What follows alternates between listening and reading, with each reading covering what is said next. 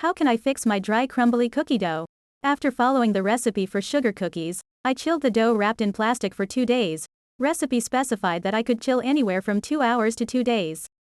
As I'm trying to roll the dough, it is very dry with cracks forming, and I'm afraid if I just roll it out and cut cookies that the cookies will crack easily. Is there anything I can do to fix the dough? Should I even worry about it?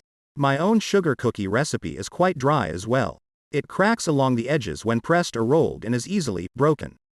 I've never experienced a problem with the dough being so dry it doesn't take to cookie cutters, but if your dough is literally falling apart, you may want to just spritz, or in the absence of a kitchen water spray bottle, sprinkle with your fingertips cold water on it.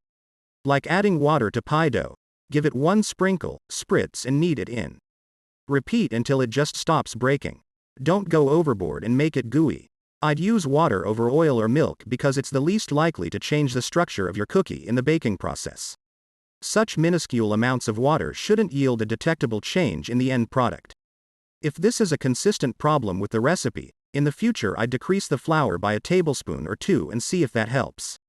Crumbling dough indicates a problem with your recipe. There is no way that 2 days in the fridge will cause the dough to lose so much moisture, unless you didn't wrap the cling foil really well. However, the safest way to go with refrigerated dough is to roll it a tube of cling film, refrigerate it, then just cut slices of it and bake it.